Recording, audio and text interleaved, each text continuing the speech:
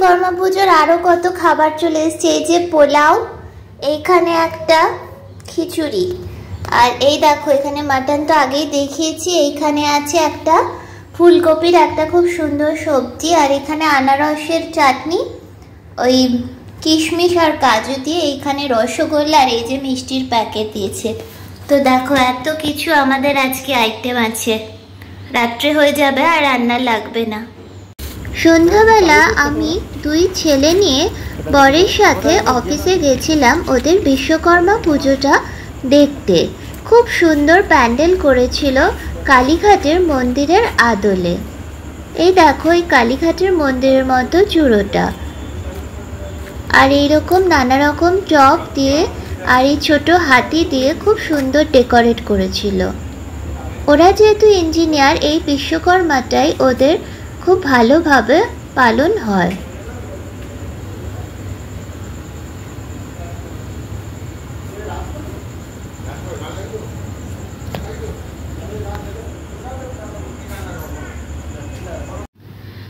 ওদের এই অফিসের সামনে বাগানটা আলো দিয়ে সাজিয়েছিল, একদম ঝলমল করছিল রাতের অন্ধকারে, দারুণ একটা অ্যাম্বিয়েন্স তৈরি করেছিল। এর মধ্যে আমার ছেলে উৎসাহিত হয়ে বলল যে ও নাচবে।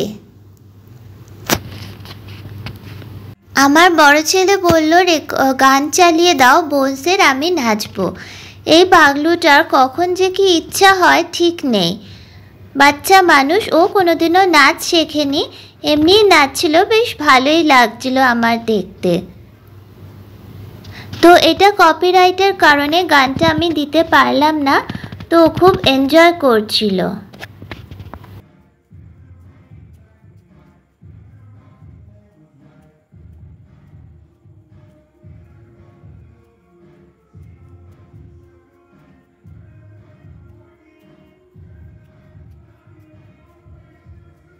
এরপরে গেছিলাম সাউথ কলোনি ঠাকুরটা দেখতে। এটা চন্দ্রযান থিমে বানিয়েছিল, খুব ভালো করেছিল ছোটর মধ্যে। এভাবে আমাদের ঠাকুর দেখা শেষ হলো।